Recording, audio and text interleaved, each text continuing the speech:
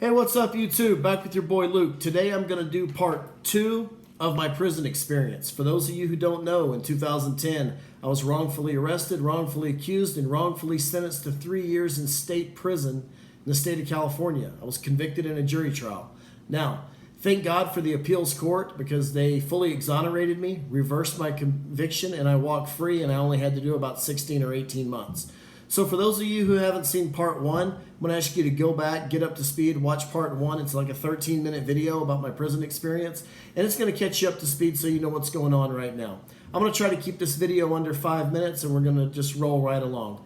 So I was arrested on a Friday, and I finally got booked, and I got to the 6-man cells on Saturday morning, probably around 9 or 10 o'clock in the morning. Now the 6-man cells are probably 12 by 12, 15 by 15. They have 6 men, 6 bunks, 1 toilet, 1 sink. So whatever you have to do, you got to do your business. You have to take a shit or whatever it is, you have to do it right there in front of everybody. There's absolutely no privacy. You're locked to these cells 23 hours a day. 1 hour a day, they'll let you out to go to day room. Now in the day room, there's 2 telephones and 2 showers. So people are taking turns getting in the shower one at a time. Because one shower's for showering, the other shower is called the Jack Shack. And they have porno pictures and things like that on the side of the wall. These showers are super nasty.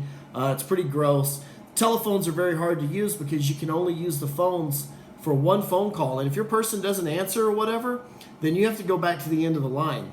I think these phone calls are like 10 minutes apiece. So 6 guys, 10 minutes apiece, you might not be able to use the phone. So I still don't know what the hell's going on. I know that the cop told me I've been charged with robbery, but I didn't have that much of a conversation with him, nor should you. If you ever get in trouble at all, just tell them, hey, fuck off, I want my lawyer. If you have kids, teach your kids not to talk to cops. Do not talk to the police. Again, I'll repeat this. When they say anything you say can and will be used against you in court, that means anything you say can and will be used against you. So shut up. Okay. So here I am, I'm in the cell, I've been charged with a robbery. It's Saturday. And these guys that I'm in the cell with, their problem, if you're in the 6-man cells, you either have a serious charge like a murder or an attempted murder or an aggravated robbery charge. It's definitely a strike charge. Or they're guys that refuse to work, problem inmates, that give staff trouble, things like that. And I told them kind of a little bit about my case without telling them too much. And they said, well, also, if you have a really strong case, if they're not sure if you did this or not, or if you have a chance at winning, they put you in the 6-man cells. And the reason why they do that is to break you. You're on lockdown 23 hours a day. You have no access to telephone. You have no access to the law library. You have no access to your attorney. You can't call your parents. Call your bail bonds agent, okay? You can't call your investigator to go get surveillance tapes, which is ultimately what saved my ass was surveillance tapes, right? And I'll tell you how I got those in a minute. But if I was in those 6-man tanks, there's no way I could get those surveillance tapes. So I was arrested on Friday, rolling right into Saturday morning. I'm in the 6-man tank. And I asked the guys, hey, when do I get to use the phone at the day room? They're like, sorry, man, we already had day room at 7 o'clock this morning. So you're just screwed until tomorrow. Sunday comes around 5 or 6 o'clock Sunday afternoon. The sheriff came to see me, the deputy that was on duty, and he said, you have court tomorrow. And I thought, well, great. Tomorrow everything's going to get worked out. Monday morning, I'll be out of here, no problem at all. So I went and I called my mom, and she told me that she was worried about me, that she knew I was missing for a couple days, and she did some research or got online or whatever and saw that I had been arrested in Orange County, California. And she had talked to my ex-girlfriend, too. My ex-girlfriend knew that I was arrested at the time also. She told me that I had a bond of $50,000. So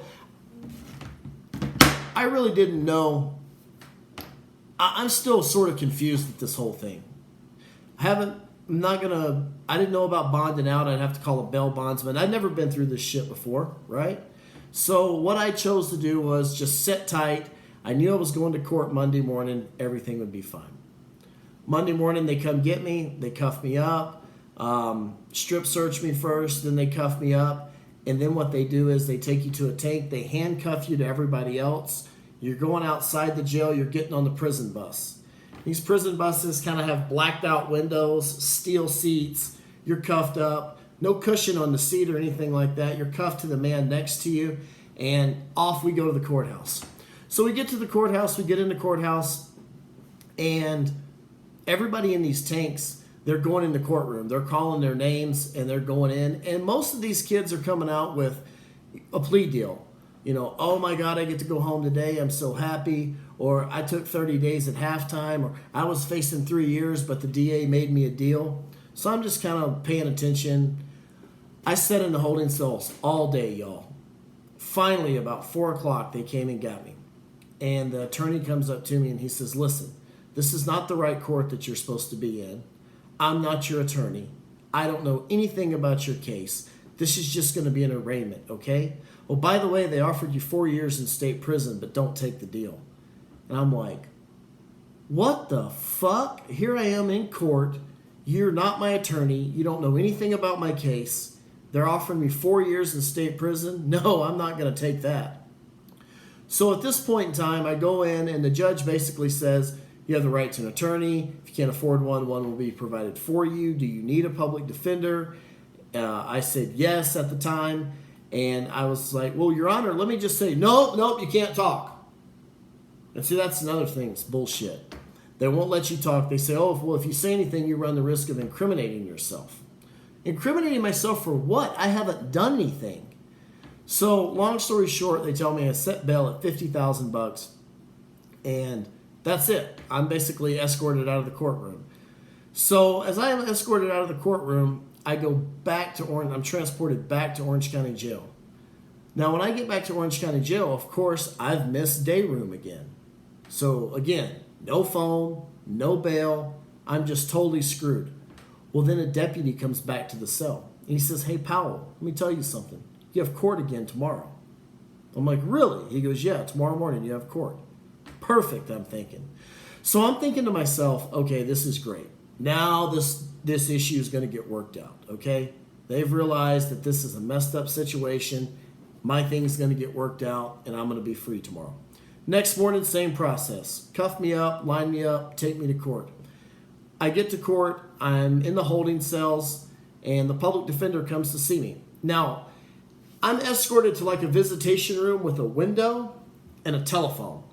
So this older Asian dude who was pretty cool looking, he comes in, he sits down. He says, hey, my name's Dennis Sakai. I'm going to be your public defender. Yesterday they sent you to the wrong court or whatever, but today you're in the right one. I just wanted to talk to you, see if we could get this matter squashed. And I'm like, great. Sounds perfect to me. So he reads me the police report. That's the first thing he did. And at this point in time, I finally figure out what's going on. This lady, okay, that Eddie had sent me to go meet was not remodeling a house in Tijuana. She was actually paying for her family members to be illegally smuggled from Mexico up to Orange County. I didn't know any of this shit, okay? Well, what happened was this lady, her sister was smuggled across the border. They made it across the border. They made it to a safe house in San Diego. She called her sister and said, I'm here, get the money ready to pay. I'm going to be delivered to Orange County, California later today. Eddie sends me by to pick up the money, which I'm still totally clueless to what all this shit's about. The lady hands me the money. As I'm on my way back, okay, to San Diego, Border Patrol happened to pick up the illegal immigrant that was in transit. Okay, they're driving to Orange County. They get pulled over at the Border Patrol checkpoint or some freak of nature. I don't really know. And the illegal alien gets arrested. Well, the first thing she does is call her sister and says, don't pay, I've been arrested. Her sister said, I've already paid. So what does her sister do? She picks up the phone. Long story short, a few things happen. She calls the Orange County Sheriff's Department. She calls 911, says she was robbed in a McDonald's parking lot. I pushed her down, snatched the money, called her a bitch, whatever, and took off, right? And these fools believe her story. And she made up another story about what it was. Cute girl, big tits, she's crying. You know how strippers and hot women and shit always get their way. Well, that's what ended up happening here. So the public defender reads me this report. And I said, well, it didn't happen that way. I didn't do any of that shit, dude. None of it. And he looks at me and he knocks on the window. he says, pow, boom, boom, boom, boom. You know what that window means? I was like, what's it mean? He said, that means it's too fucking late. He said, you're charged with a robbery right here. You're facing 3 to 5 years in state penitentiary and a strike charge. I said, well, fuck that. I'm pleading not guilty. Take this to trial. He goes, you can't win.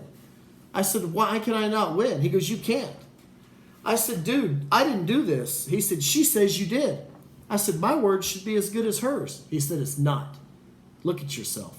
You're in an orange uniform. You're going to be all handcuffed and shit. Think they're going to believe you? Or do you think they're going to believe a lady that's over here crying?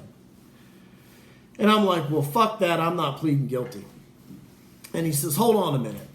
So he gets up. He comes back about 20 minutes later, and he said, look, I talked to the DA. There's some discrepancies in the case. I can get your robbery knocked down to a grand theft. You'll do 16 months at halftime. So you'll do 18 months.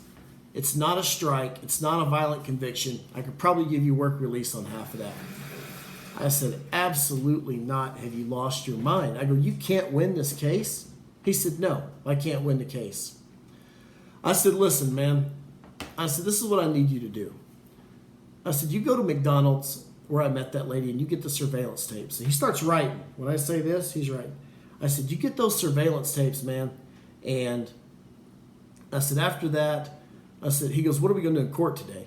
I said, can you get me the biggest continuance you can? Kick this deal out. I said, because I'm fixing to make bail, and I guess I'm going to have to hire a real attorney because you won't fucking help, okay? And I have things to do. He goes, all right, I'll get you a continuance, and I'll work on those surveillance tapes. And he goes, you can't bail. You're on probation. You have a hold. If you're on probation, you're not eligible for bail. I said, I don't think the hold's hit yet. And I was right. It hadn't.